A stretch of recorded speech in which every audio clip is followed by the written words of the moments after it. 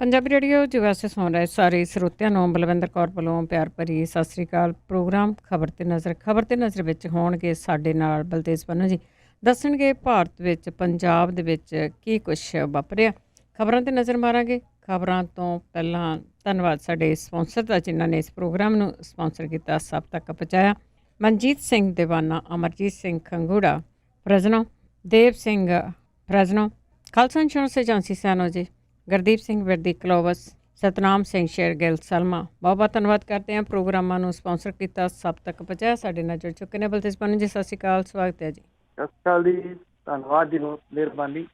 ਤੇ ਗੱਲ ਕਰਦੇ ਹਾਂ, ਕੱਲ੍ਹ ਵੀ ਥੋੜ੍ਹੀ ਜਿਹੀ ਆਪਾਂ ਗੱਲ ਕੀਤੀ ਸੀ ਭਾਰਤ ਅਤੇ ਚਾਈਨਾ ਦੀ, ਉਹ ਬਾਰਡਰ ਦੇ ਉੱਤੇ ਤਣਾਅ ਵੱਧ ਚੁੱਕਾ ਹੈ। ਬਿਲਕੁਲ ਜੀ, ਇਹ ਤਣਾਅ ਜਿਹੜਾ ਜੀ ਇਹ ਵਧਿਆ ਹੋਇਆ। ਐਕਚੁਅਲੀ ਜਦੋਂ ਇਹ ਬੜਾ ਪ੍ਰਚਾਰਿਆ ਗਿਆ ਸੀਗਾ ਪੋਸਟਰਾਂ ਦੇ ਵਿੱਚ ਕਿ ਦੋ ਮੁਲਕਾਂ ਦੇ ਨੇਤਾ ਜਿਹੜੇ ਨੇ ਉਹ ਇਕੱਠੇ ਹੋਏ ਨੇ, ਯਾਦ ਹੋਊਗਾ ਪ੍ਰਧਾਨ ਮੰਤਰੀ ਸਮੁੰਦਰ ਕੰਢੇ ਝਾੜੂ ਫੇਰਦੇ ਵੀ ਵਿਖਾਏ ਗਏ ਸੀ ਉਹਨਾਂ ਪੋਸਟਰਾਂ ਦੇ ਵਿੱਚ। ਤੇ ਐਕਸਪਰਟ ਉਦੋਂ ਵੀ ਕਹਿੰਦੇ ਸੀਗੇ ਕਿ ਪੋਸਟਰਬਾਜ਼ੀ ਤੋਂ ਨਿਕਲੋ, ਰਿਐਲਿਟੀ ਵੱਲ ਨੂੰ ਆਓ।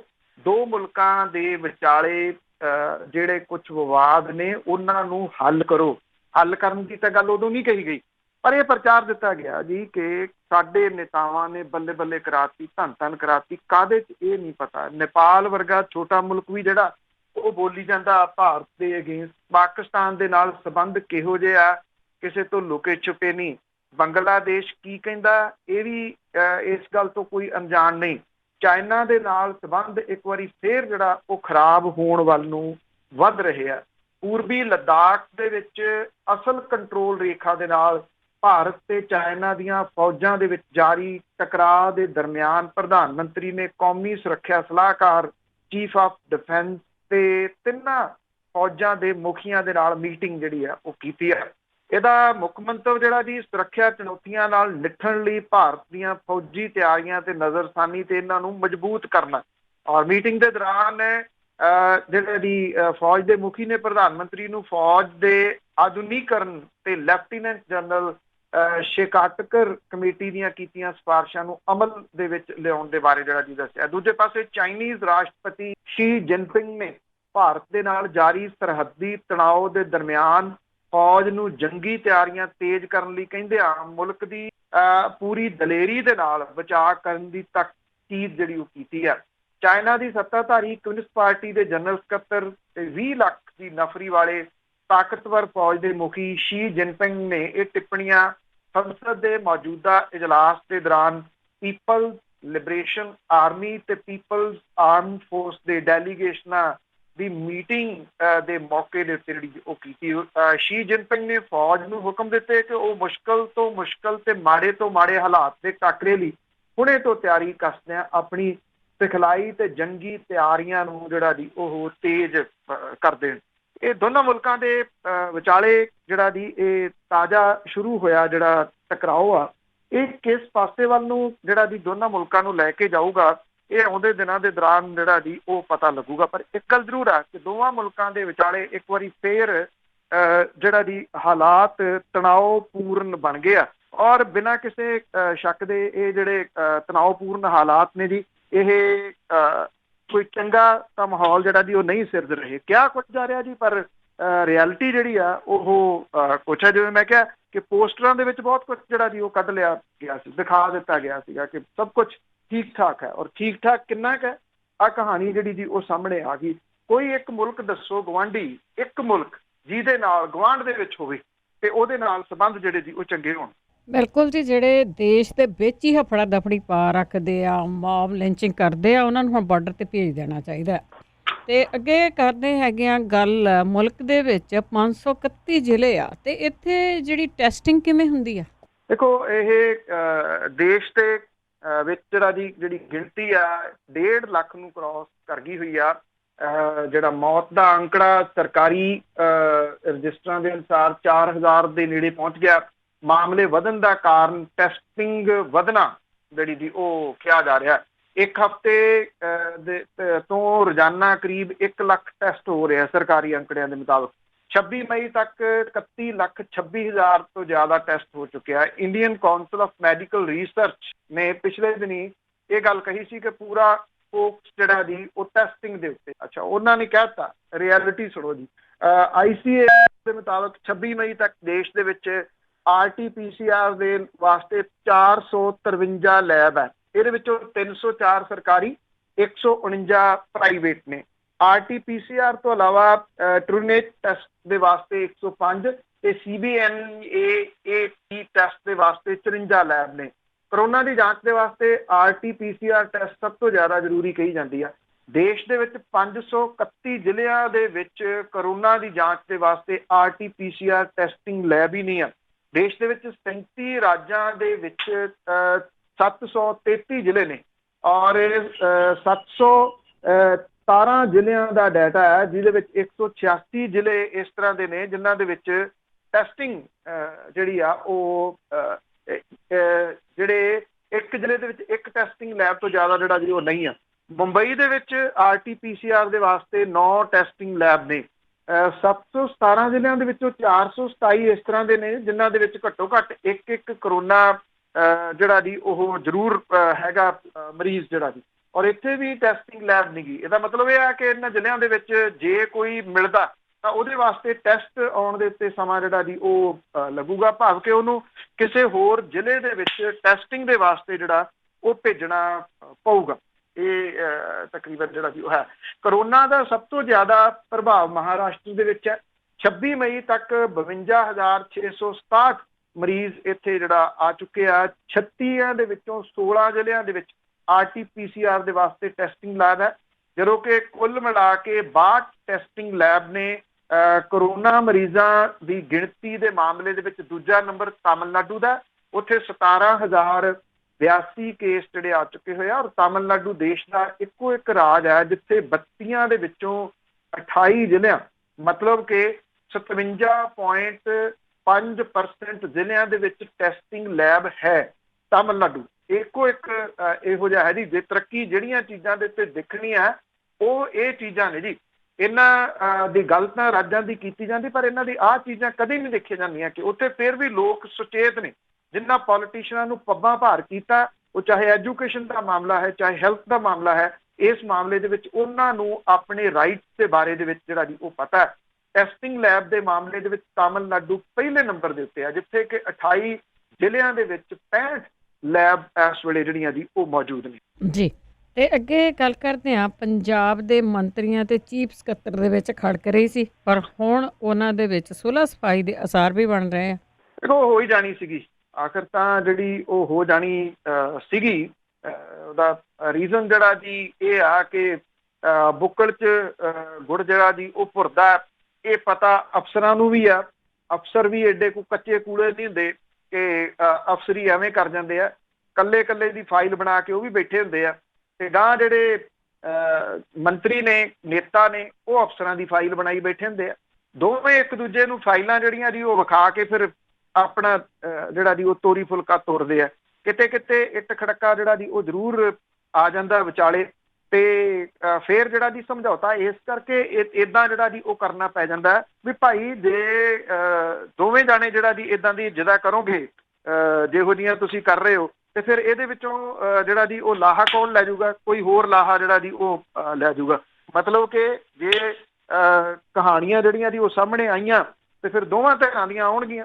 ਅੱਜ ਵਾਲੀ ਜਿਹੜੀ ਮੀਟਿੰਗ ਆ, ਜਿਹੜੀ ਅੱਜ ਮੀਟਿੰਗ ਕੀਤੀ ਜਾਣੀ ਆ ਮੰਤਰੀ ਮੰਡਲ ਦੀ, ਉਹਦੇ ਵਿੱਚ ਇਸ ਗੱਲ ਦੇ ਅਸਾਰ ਨੇ ਕਿ ਦੋਵੇਂ ਧਿਰਾਂ ਜਿਹੜੀਆਂ ਜੀ ਉਹ ਹੁਣ ਬੈਠ ਜਾਣਗੀਆਂ ਔਰ ਬੈਠ ਕੇ ਜਿਹੜਾ ਜੀ ਨਿਬੇੜਾ ਕੀਤਾ ਜਾਊਗਾ। ਜਿਹੜੀ ਅੱਜ ਦੀ ਮੀਟਿੰਗ ਆ ਇਹਨੂੰ ਸੱਦਿਆ ਹੀ ਚੀਫ ਸਕੱਤਰ ਦੇ ਵੱਲੋਂ ਗਿਆ, ਔਰ ਜਦੋਂ ਚੀਫ ਸਕੱਤਰ ਨੇ ਸੱਦ ਲਈ ਮੀਟਿੰਗ, ਤੇ ਕਾਹਦਾ ਉਹਦੇ ਵਿੱਚ ਜਿਹੜਾ ਜੀ ਉਹ ਰੋਸਾ ਰਹਿ ਗਿਆ? ਜਿਹੜਾ ਸ਼ਾਹੀ ਲੰਚ ਸੀਗਾ ਉਹਨੇ ਕੰਮ ਤਾਂ ਕਿਤੇ ਨਾ ਕਿਤੇ ਕਰ ਦਿੱਤਾ। ਸ਼ਾਹੀ ਲੰਚ ਜਿਹੜਾ ਸੀਗਾ ਪਹਿਲਾਂ ਤਾਂ ਉਹਨੂੰ ਕੀਤਾ ਵੀ ਇਸ ਤਰੀਕੇ ਦੇ ਨਾਲ ਗਿਆ ਜੀ ਕਿ ਵਾਰੀ ਵਾਰੀ ਉਹਦੇ ਵਿੱਚ ਸੱਦੇ ਗਏ। ਅੱਧੇ ਕੁ ਪਹਿਲਾਂ ਸੱਦ ਲਏ, ਜਿਹਦੇ ਵਿੱਚ ਸੁਖਜਿੰਦਰ ਸਿੰਘ ਰੰਧਾਵਾ, ਪ੍ਰਗਟ ਸਿੰਘ ਤੇ ਜਿਹੜਾ ਜੀ ਰਾਜਾ ਵੜਿੰਗ ਉਹ ਚਲੇ ਗਏ, ਔਰ ਉਹਨਾਂ ਨੇ ਕਹਿ ਦਿੱਤਾ ਕਿ ਸਾਡੀ ਤਾਂ ਕੋਈ ਸਮੱਸਿਆ ਹੀ ਹੁਣ ਜਿਹੜੀ ਜੀ ਉਹ ਨਹੀਂ ਰਹਿ ਗਈ। ਮੁੱਖ ਮੰਤਰੀ ਸਾਹਿਬ ਨੇ ਸੱਦਿਆ ਸੀ, ਜਿਹੜੇ ਟਵੀਟ ਕਰਦੇ ਸੀ ਰਾਜਾ ਵੜਿੰਗ, ਉਹ ਕਹਿੰਦੇ ਪਾਣੀ 'ਤੇ ਵੀ ਸੱਦਣਗੇ ਅਸੀਂ ਤਾਂ ਪਾਣੀ 'ਤੇ ਵੀ ਆ ਜਾਵਾਂਗੇ। ਸੋ ਉਹ ਨਿਬੜ ਗਿਆ। ਦੂਸਰਾ ਜਿਹੜਾ ਸੀਗਾ ਜੀ, ਫਿਰ ਸੱਦ ਲਿਆ ਗਿਆ ਮਨਪ੍ਰੀਤ ਸਿੰਘ ਬਾਦਲ ਤੇ ਚਰਨਜੀਤ ਚੰਨੀ ਹੋਰਾਂ ਨੂੰ। ਬਾਹਰ ਆ ਕੇ ਉਹਨਾਂ ਵੀ ਕੁਝ ਨਹੀਂ ਬੋਲਿਆ ਜੀ, ਮਤਲਬ ਕਿ ਠੀਕ ਹੋ ਗਿਆ ਸਾਰਾ ਕੁਝ। ਮੁੱਖ ਮੰਤਰੀ ਤੇ ਸਿਵਲ ਸੈਕਟਰੀਏਟ ਦੀ ਜਿਹੜੀ ਦੂਜੀ ਮੰਜ਼ਿਲ ਦੇ ਉੱਤੇ ਕਾਫੀ ਲੰਮੇ ਸਮੇਂ ਤੋਂ ਬਾਅਦ ਇਹ ਇੱਕੋ ਟੇਬਲ ਦੇ ਉੱਤੇ ਮੀਟਿੰਗ ਹੋਣ ਜਾ ਰਹੀ ਹੈ। ਭਾਵ ਕਿ ਇਹ ਮੀਟਿੰਗ ਜਿਹੜੀ ਹੈ ਜੀ ਵੀਡੀਓ ਕਾਨਫਰੰਸਿੰਗ ਦੇ ਰਾਹੀਂ ਨਹੀਂ ਹੋਣੀ, ਬਲਕਿ ਇਹ ਫਿਜ਼ੀਕਲ ਮੀਟਿੰਗ ਜਿਹੜੀ ਜੀ ਉਹ ਹੋਊਗੀ। ਵਜ਼ੀਰਾਂ ਦੀ ਤਿੱਕੜੀ ਨੇ ਪੁਰਾਣੇ ਕਰਾਰਾਂ ਤੋਂ ਹੱਥ ਜਿਹੜਾ ਦੀ ਉਹ ਪਛਾਣ ਖਿੱਚ ਲਿਆ, ਔਰ ਇਹ ਲਗਭਗ ਸਾਰਾ ਕੁਝ ਜਿਹੜਾ ਦੀ ਉਹ ਠੀਕ ਠਾਕ ਹੋ ਜਾਣ ਦੇ ਆਸਾਰ ਨੇ। ਜਿਹੜੇ ਲੋਕ ਨੇ, ਜਿਹੜੇ ਕਈ ਵਾਰੀ ਉਹ ਆਸ ਲਾ ਲੈਂਦੇ ਆ ਕਿ ਹੋ ਸਕਦਾ ਬਈ ਹੁਣ ਜੇ ਮੰਤਰੀਆਂ ਤੇ ਅਫਸਰਾਂ ਦੇ ਵਿਚਾਲੇ ਖੜਕੀ ਆ ਤੇ ਕਿਤੇ ਉਹਨਾਂ ਦੀਆਂ ਮੰਗਾਂ ਦੀ ਕੋਈ ਗੱਲਬਾਤ ਜਿਹੜੀ ਉਹ ਹੋ ਜੇ, ਕਿਤੇ ਉਹਨਾਂ ਨੂੰ ਬਿਜਲੀ ਦੇ ਵੱਡੇ ਵੱਡੇ ਬਿੱਲਾਂ ਤੋਂ ਰਾਹਤ ਮਿਲ ਜਾਵੇ, ਕਿਤੇ ਉਹਨਾਂ ਨੂੰ ਟੈਕਸਾਂ ਤੋਂ ਜਿਹੜੀ ਜੀ ਛੋਟ ਮਿਲ ਜਾਵੇ। ਪਰ ਲੋਕ ਭੋਲੇ ਨੇ, ਜਿਹੜਾ ਜਦੋਂ ਆਪ ਹੀ ਜਿਹੜਾ ਦੀ ਸਾਰਾ ਕੁਝ ਕਰ ਲੈਂਦੇ ਨੇ ਤੇ ਮੁੜ ਕੇ ਉਸ ਤੋਂ ਬਾਅਦ ਉਡੀਕਣਾ ਸ਼ੁਰੂ ਕਰ ਦਿੰਦੇ ਨੇ ਕਿਸੇ ਵੱਡੇ ਨੇਤਾ ਨੂੰ ਕਿ ਉਹ ਆ ਕੇ ਉਹਨਾਂ ਦਾ ਖਹਿੜਾ ਛਡਾਊਗਾ। ਜਿਹੜੀ ਅਰਥੀ ਹੈ ਨਾ ਉਹ ਚੁੱਕੀ ਜਾਂਦੇ, ਜਿਹੜੇ ਲੋਕ ਨੇ ਉਹ ਮੋਢਾ ਬਦਲਦੇ ਨੇ। ਜਦੋਂ ਮੋਢਾ ਬਦਲਦੇ ਆ ਤੇ ਫਿਰ ਉਹ ਇਹ ਸੋਚਦੇ ਆ ਕਿ ਭਾਰ ਹੌਲਾ ਹੋ ਗਿਆ। ਭਾਰ ਨਹੀਂ ਹੌਲਾ ਹੋਇਆ ਹੁੰਦਾ, ਉਹ ਮੋਢਾ ਬਦਲਿਆ ਹੁੰਦਾ। ਤੇ ਜਿਹੜੇ ਪੰਜਾਬ ਦੇ ਲੋਕ ਨੇ ਉਹ ਮੋਢਾ ਬਦਲ ਲੈਂਦੇ ਆ। ਅਰਥੀ ਉਹੀ ਆ, ਇੱਕ ਵਾਰੀ ਉਹਨੂੰ ਮੋਢਾ ਦੇ ਦਿੰਦੇ, ਇੱਕ ਵਾਰੀ ਉਹਨੂੰ ਮੋਢਾ ਜਿਹੜਾ ਜੀ ਉਹ ਦੇ ਦਿੰਦੇ ਆ, ਤੇ ਹਾਲਾਤ ਉਸੇ ਤਰੀਕੇ ਨਾਲ ਤੁਰੇ ਜਾਂਦੇ। ਪਤਾ ਨਹੀਂ ਕਦੋਂ ਸਮਝਣਗੇ ਇਹ ਲੋਕ। ਦੇਖੋ ਅੰਦਰਗਤੀਏ ਕੀ ਕਰਦੇ ਆ, 4 ਦਿਨ ਚੁਸਕੀਆਂ ਲੈ ਲੈਂਦੇ ਇਹਨਾਂ ਦੇ ਬਿਆਨਾਂ ਦੀਆਂ। ਤੇ ਅੱਗੇ ਗੱਲ ਕਰਦੇ ਹਾਂ ਸੁਪਰੀਮ ਕੋਰਟ ਦੀ। ਉਸ ਨੇ ਕੱਲ੍ਹ ਤੱਕ ਜਿਹੜੇ ਪ੍ਰਵਾਸੀ ਮਜ਼ਦੂਰਾਂ ਦਾ ਮਾਮਲਾ ਹੈ ਉਸ ਦੀ ਡਿਟੇਲ ਮੰਗੀ। ਬਿਲਕੁਲ ਜੀ, ਸੁਪਰੀਮ ਕੋਰਟ ਨੇ ਕੋਵਿਡ-19 ਲਾਕਡਾਊਨ ਕਰਕੇ ਦੇਸ਼ ਦੇ ਵੱਖੋ ਵੱਖਰੇ ਹਿੱਸਿਆਂ 'ਚ ਫਸੇ ਪ੍ਰਵਾਸੀ ਮਜ਼ਦੂਰ ਜਿਹੜੇ ਨੇ ਉਹਨਾਂ ਨੂੰ ਦਰਪੇਸ਼ ਮੁਸ਼ਕਲਾਂ ਦੇ ਉੱਤੇ ਸੂਓ ਮੋਟੋ ਲੈਂਦਿਆਂ ਹੋਇਆਂ, ਕਿਸੇ ਨੇ ਨਹੀਂ, ਆਪੇ ਉਹਨਾਂ ਨੇ ਨੋਟਿਸ ਜਿਹੜਾ ਦੀ ਉਹ ਲਿਆ। ਕੇਂਦਰ ਸਰਕਾਰ, ਸੂਬਾ ਸਰਕਾਰ, ਕੇਂਦਰੀ ਸ਼ਾਸਿਤ ਪ੍ਰਦੇਸ਼ਾਂ ਨੂੰ ਨੋਟਿਸ ਜਾਰੀ ਕੀਤਾ। 28 ਮਈ ਤੱਕ ਜਵਾਬ ਦੇਣ ਦੇ ਵਾਸਤੇ ਆਖਿਆ। Justice Ashok Bhushan, Sanjay Kishan call, MR ਸ਼ਾਹ ਦੀ ਸ਼ਮੂਲੀਅਤ ਵਾਲੇ ਬੈਂਚ ਨੇ ਇਹ ਗੱਲ ਕਹੀ ਆ ਕਿ ਸੰਬੰਧਿਤ ਧਿਰਾਂ ਹਾਲਾਤ ਨੂੰ ਮੋੜਾ ਪਾਉਣ ਲਈ ਕੀਤੇ ਯਤਨਾਂ ਦੇ ਬਾਰੇ ਦੱਸਣ।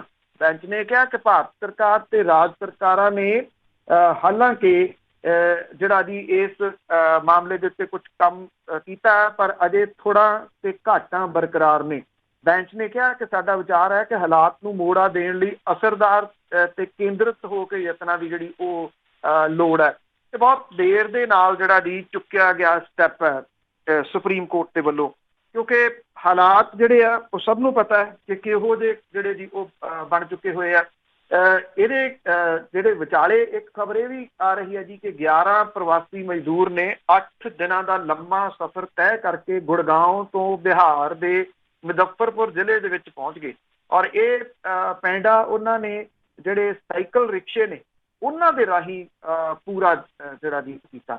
11 ਜਾਣੇ ਜਿਹੜਾ ਜੀ ਉਹ ਸੀਗੇ, ਔਰ ਉਹਨਾਂ ਦਾ ਇੱਥੋਂ ਤੱਕ ਪਹੁੰਚਣਾ ਆਪਣੇ ਆਪ ਦੇ ਵਿੱਚ ਜਿਹੜਾ ਜਵਾਬ ਹੈ ਕਿ ਉਸੇ ਤਰੀਕੇ ਨਾਲ ਜਾਰੀ ਹੈ।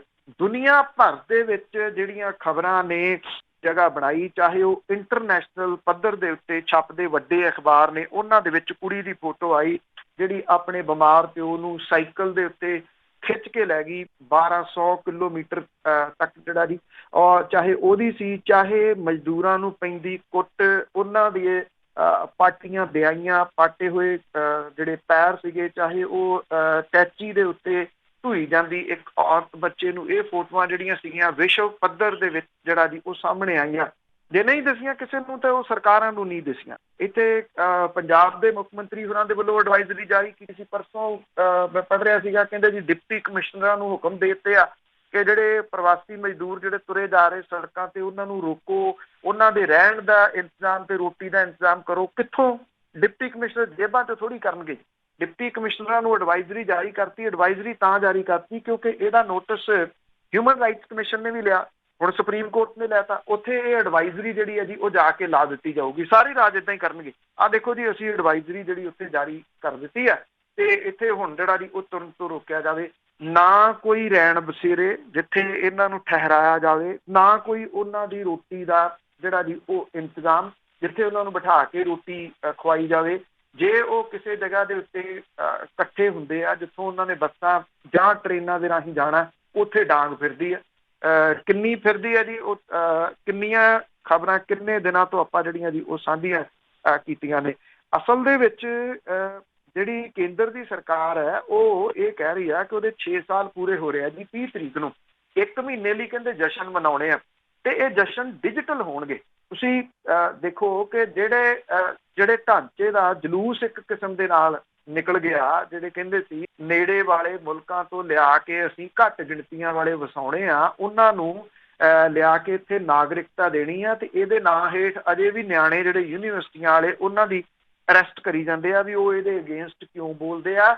ਉਹ ਡਿਜੀਟਲ ਜਸ਼ਨ ਮਨਾਉਣਗੇ ਤੇ ਦੁਨੀਆ ਭਰ ਦਾ ਮੀਡੀਆ ਜਿਹਨੇ ਇਹ ਫੋਟੋਆਂ ਵਿਖਾਈਆਂ ਉਹ ਡਿਜੀਟਲ ਜਸ਼ਨਾਂ ਦਾ ਉਮੀਦ ਹੈ ਕਿ ਜ਼ਿਕਰ ਜ਼ਰੂਰ ਕਰੂਗਾ ਇਹ ਫੋਟੋਆਂ ਨਾਲ ਦਿਖਾ ਕੇ ਕਿ ਇਹਨਾਂ ਦੋਨਾਂ ਚੋਂ ਡਿਜੀਟਲ ਕਿਹੜੀ ਚੀਜ਼। ਜੀ ਸਾਰੀਆਂ ਚੀਜ਼ਾਂ ਦੇ ਨੋਟਿਸ ਲੈ ਜਾਣਗੇ। ਤਾਂ ਅੱਗੇ ਗੱਲ ਕਰਦੇ ਆ ਪੰਜਾਬ ਦੇ ਵਿੱਚ ਇੱਕ ਨਵਾਂ ਰੁਝਾਨ ਵੈਸੇ ਚੰਗਾ ਆ। ਪੰਜਾਬੀ ਸਾਰਾ ਕੁਝ ਗਵਾ ਕੇ ਮੁੜਦੇ ਆ। ਸਰਪੰਚਾਂ ਨੇ ਆਪਣੇ ਨਿਆਣੇ ਸਰਕਾਰੀ ਸਕੂਲਾਂ ਵੱਲ ਤੋਰੇ। ਦੇਖੋ ਪਤਾ ਨਹੀਂ ਕਿੰਨੀ ਦੇਰ ਚੱਲਦੇ ਆ ਇਹ ਜਿਹੜਾ ਬਾਰ-ਬਾਰ ਗੱਲ ਆਪਾਂ ਪਿਛਲੇ ਕਈ ਹਫ਼ਤਿਆਂ ਤੋਂ ਕੀਤੀ ਹੈ ਕਿ ਜੇ ਵਕਤ ਵਿਚਾਰ ਕੇ ਲੋਕ ਤੇ ਇਹਦੇ ਵਿੱਚੋਂ ਪੋਜ਼ਿਟਿਵ ਬਹੁਤ ਕੁਛ ਕੱਢਣ ਪਾਉਣ ਨੂੰ ਹੈਗਾ।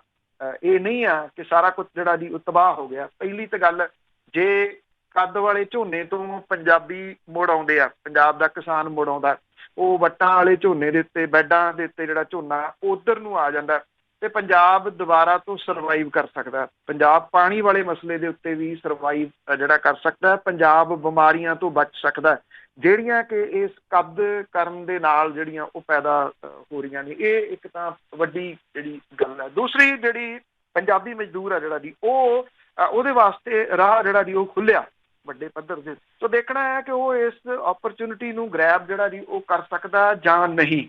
ਚਾਹੇ ਅੱਜ ਫੀਸਾਂ ਦਾ ਮਾਮਲਾ ਹੈ ਜੀ ਵੱਡੇ ਪੱਧਰ ਦੇ ਉੱਤੇ ਪ੍ਰਾਈਵੇਟ ਫੀਸਾਂ ਵਾਲੇ ਆਪਾਂ ਗੱਲ ਕੀਤੀ ਸੀ ਵੀ ਇੱਕ ਪੇਰੈਂਟ ਨੇ ਇੱਕ ਪਿਓ ਨੇ ਤਾਂ ਪ੍ਰਧਾਨ ਮੰਤਰੀ ਨੂੰ ਚਿੱਠੀ ਇਹ ਲਿਖਤੀ ਕਿ ਮੈਨੂੰ ਕਿਡਨੀ ਜਿਹੜੀ ਆ ਉਹ ਵੇਚਣ ਦੀ ਇਜਾਜ਼ਤ ਦਿੱਤੀ ਜਾਵੇ। ਇਹ ਹਾਲਾਤ ਜਿਹੜੇ ਜੀ ਉਹ ਬਣਾ ਤੇ ਦੂਜੇ ਪਾਸੇ ਹਸਪਤਾਲਾਂ ਦੀ ਗੱਲ ਹੈ। ਸਰਕਾਰੀ ਹਸਪਤਾਲਾਂ ਦੀ ਵੇਖਣਾ ਹੋਊਗਾ ਕਿ ਸਰਕਾਰੀ ਹਸਪਤਾਲਾਂ ਵਾਲੇ ਮਾਮਲੇ ਦੇ ਉੱਤੇ ਵੀ ਜਿਹੜਾ ਜੀ ਇਹ ਬੋਲ ਸਕਦੇ ਨੇ ਜਾਂ ਨਹੀਂ। ਭਾਵ ਕਿ ਹੁਣ ਉਹਨਾਂ ਨੂੰ ਜਿਹੜੀ ਜ਼ਰੂਰਤ ਮਹਿਸੂਸ ਹੋਊਗੀ ਜਾਂ ਨਹੀਂ। ਸਕੂਲਾਂ ਦੀ ਜੇ ਗੱਲ ਜਿਹੜੀ ਜੀ ਉਹ ਕਰੀਏ ਤਾਂ ਪੰਜਾਬ ਦੇ ਸੈਂਕੜੇ ਸਰਪੰਚਾਂ ਨੇ ਇਸ ਵਾਰੀ ਬੱਚੇ ਜਿਹੜੇ ਆ ਸਰਕਾਰੀ ਸਕੂਲਾਂ ਦੇ ਵਿੱਚ ਪੜ੍ਹਨੇ ਪਾਏ ਆ। ਮਾਨਸਾ ਜ਼ਿਲ੍ਹੇ ਦੇ ਪਿੰਡ ਬਖਸ਼ੀਵਾਲਾ ਦੀ ਮਹਿਲਾ ਸਰਪੰਚ ਨੇ ਇਹਦੀ ਸ਼ੁਰੂਆਤ ਜਿਹੜੀ ਕੀਤੀ। ਉਹਨੇ ਆਪਣੇ ਬੱਚੇ ਨੂੰ ਸਰਕਾਰੀ ਸਕੂਲ 'ਚ ਪੜ੍ਹਨੇ ਪਾਇਆ ਤਾਂ ਕਿ ਪੂਰੇ ਪਿੰਡ ਨੂੰ ਇਹਦੀ ਪ੍ਰੇਰਨਾ ਜਿਹੜੀ ਉਹ ਮਿਲ ਸਕੇ। ਮਹਿਲਾ ਸਰਪੰਚ ਕੁਲਦੀਪ ਕੌਰ ਦੇ ਪਰਿਵਾਰ ਦੇ ਕੋਲੇ ਚੰਗੀ ਪੈਲੀ ਆ, ਉਹ ਪਿੰਡ ਲਈ ਆਦਰਸ਼ ਬਣੀ ਆ ਤਾਂ ਕਿ ਸਰਕਾਰੀ ਪੜ੍ਹਾਈ ਨੂੰ ਨਵਾਂ ਮੋੜਾ ਜਿਹੜਾ ਉਹ ਪੈ ਸਕੇ। ਪੰਜਾਬ ਹਰਿਆਣਾ ਜਿਹੜੀ ਸਰਹੱਦ ਦੇ ਉੱਤੇ ਪੈਂਦੇ ਪਿੰਡ ਖਹਿਰਾ ਖੁਰਦ ਦਾ ਸਰਪੰਚ ਪ੍ਰਵੀਨ ਜਾਖੜ ਵੀ ਸਰਕਾਰੀ ਸਕੂਲ ਨੂੰ ਸਫਲ ਬਣਾਉਣ ਲਈ ਮੂਹਰੇ ਆਇਆ। ਸਰਪੰਚ ਦਾ ਪਰਿਵਾਰ ਮਾਲੀ ਤੌਰ ਤੇ ਠੀਕ ਠਾਕ ਹੈ। ਸਰਪੰਚ ਖੁਦ ਪੜ੍ਹਿਆ ਲਿਖਿਆ। ਉਹਨੇ ਆਪਣੇ ਇਕੱਲੇ ਪੁੱਤ ਗੌਰਵ ਨੂੰ ਪਿੰਡ ਦੇ ਸਰਕਾਰੀ ਸਕੂਲ 'ਚ ਪੜ੍ਹਨੇ ਲਾਇਆ ਤਾਂ ਕਿ ਸਰਕਾਰੀ ਸਕੂਲ ਸਟੇਟਸ ਸਿੰਬਲ ਬਣ ਜਾਵੇ। ਪੰਜਾਬ 'ਚ ਵੱਡੀ ਗਿਣਤੀ 'ਚ ਨਵੇਂ ਸਮਾਰਟ ਸਕੂਲ ਬਣੇ ਆ। ਇਹਨਾਂ ਨੂੰ ਸਵਾਨ ਦੇ ਵਿੱਚ ਵੱਡਾ ਹੱਥ ਪੰਚਾਇਤਾਂ ਤੇ ਦਾਨੀ ਸੱਜਣਾ ਦਾ। ਪਿੰਡ ਬਰੇ ਦੇ ਸਰਪੰਚ ਜੱਜ ਸਿੰਘ ਨੇ ਸਰਕਾਰੀ ਸਕੂਲਾਂ ਦੀ ਭੱਲ ਬਹਾਲੀ ਲਈ ਆਪਣੇ ਦੋਵੇਂ ਨਿਆਣੇ ਸਰਕਾਰੀ ਸਕੂਲ 'ਚ ਪਾਏ ਆ।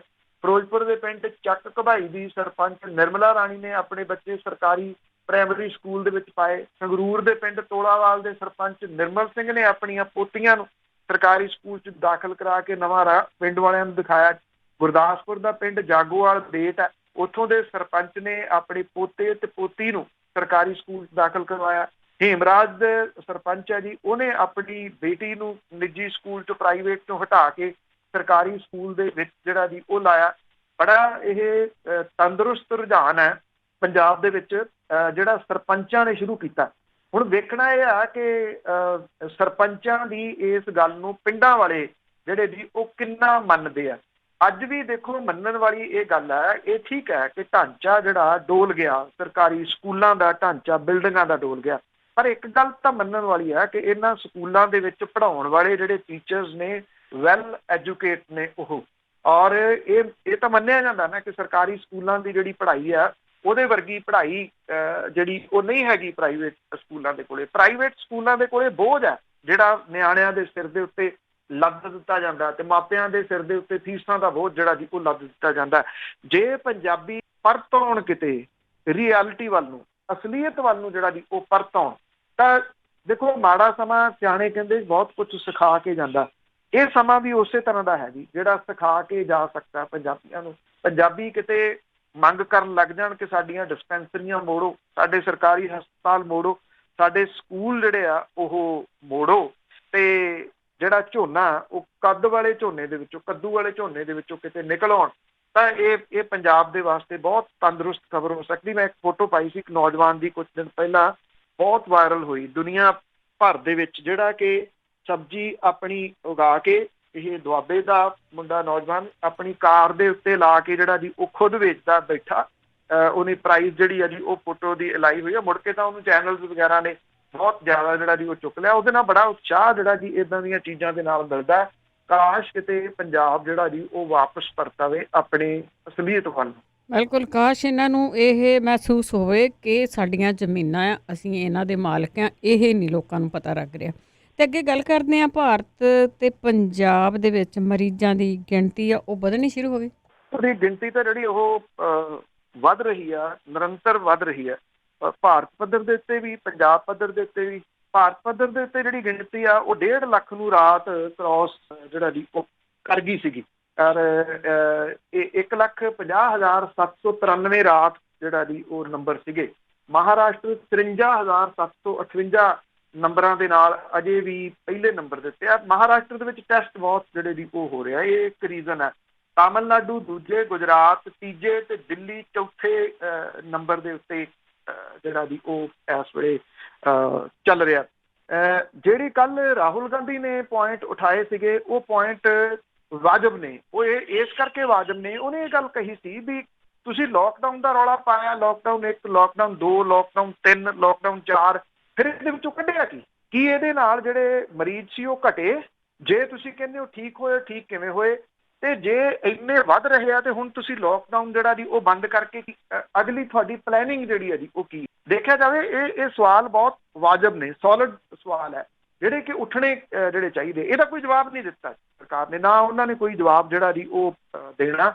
ਹਾਂ, ਉਹ ਮਹਿਜ਼ ਜਿਹੜਾ ਜੀ ਉਹ ਜਿਹੜੇ ਕੱਟਣ ਦਾ ਉਹਨਾਂ ਦਾ ਤਰੀਕਾ ਭਾਜਪਾ ਦਾ ਉਹ ਸਭ ਨੂੰ ਜਿਹੜਾ ਜੀ ਉਹ ਪਤਾ। ਇਹ ਤਾਂ ਹੈ ਜੀ ਜਿਹੜਾ ਮੁਲਕ ਪੱਧਰ ਦੇ ਉੱਤੇ। ਜੇ ਪੰਜਾਬ ਦੇ ਜਿਹੜਾ ਜੀ ਉਹ ਗੱਲ ਕਰੀਏ ਤੇ ਪੰਜਾਬ ਦੇ ਵਿੱਚ ਵੀ ਜਿਹੜਾ ਜੀ ਖਹਿੜਾ ਨਹੀਂ ਛੁੱਟ ਰਿਹਾ। 24 ਘੰਟਿਆਂ ਦੇ ਵਿੱਚ 25 ਨਵੇਂ ਕੇਸ ਜਿਹੜੇ ਆ ਜੀ ਉਹ ਸਾਹਮਣੇ ਆਏ ਆ।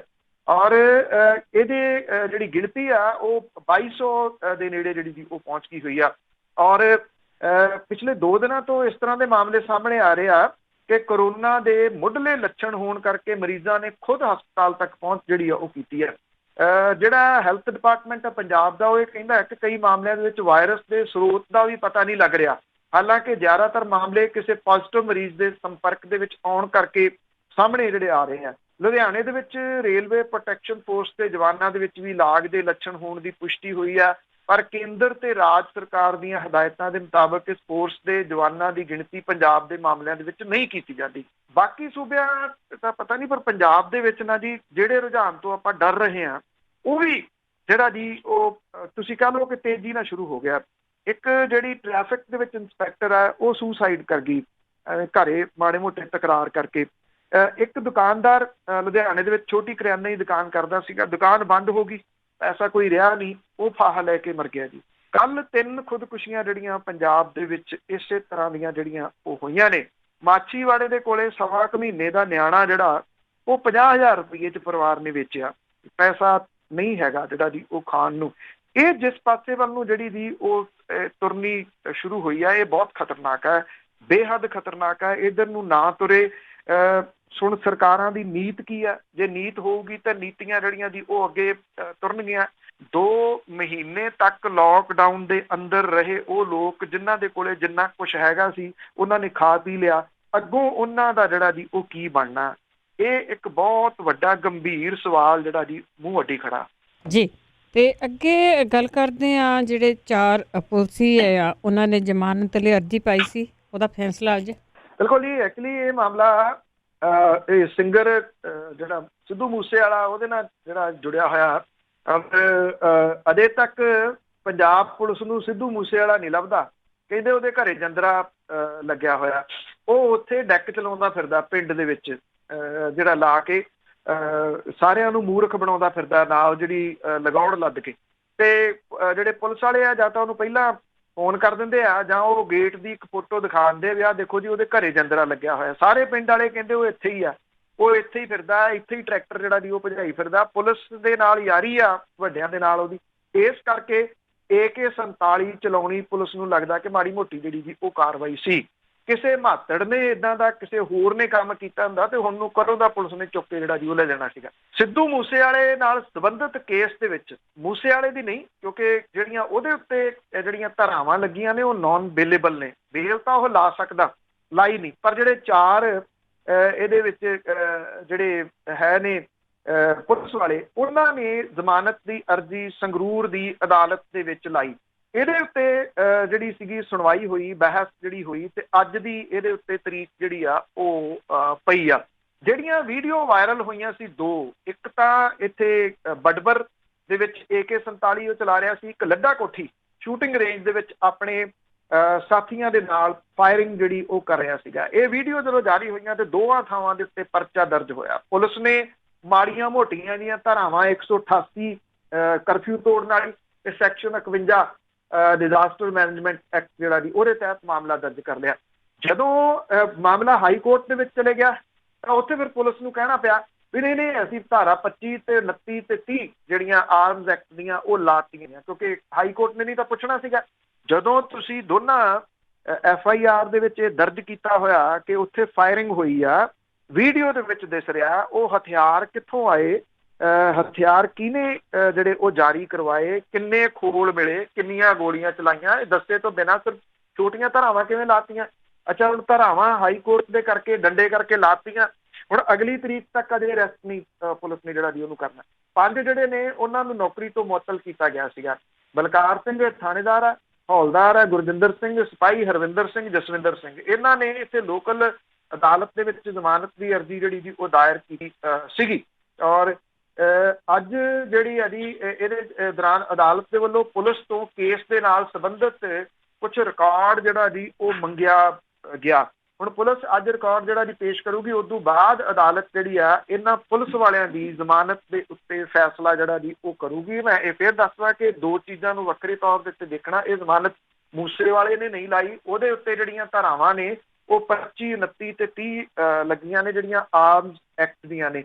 ਇਹਨਾਂ ਨੂੰ ਮੁਅੱਤਲ ਜਿਹੜਾ ਜੀ ਉਹ ਡਿਊਟੀ 'ਚ ਕੋਤਾਹੀ ਕਰਕੇ ਕੀਤਾ ਗਿਆ ਸੀ, ਉਹਨਾਂ ਦੀ ਇਹ ਅਰਜ਼ੀ ਜਿਹੜੀ ਆ ਉਹ ਲੱਗੀ ਜੀ।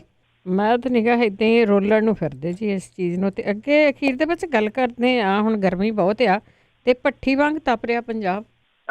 ਦੇਖੋ, ਇੱਕ ਤਾਂ ਜਿਹੜੀ ਇਹਦੀ ਇੱਥੇ ਪੰਜਾਬ ਦੇ ਵਿੱਚ ਲੂ ਲੱਗਣ ਦੇ ਨਾਲ ਡੈਥ ਵੀ ਇੱਕ ਜਿਹੜੀ ਆ ਉਹ ਹੋ ਗਈ ਆ। ਪਟਿਆਲਾ, ਲੁਧਿਆਣਾ, ਫਿਰੋਜ਼ਪੁਰ 45 ਡਿਗਰੀ ਨੂੰ ਜਿਹੜਾ ਦੀ ਉਹ ਪਾਰਾ ਕ੍ਰੋਸ ਕਰ ਗਿਆ।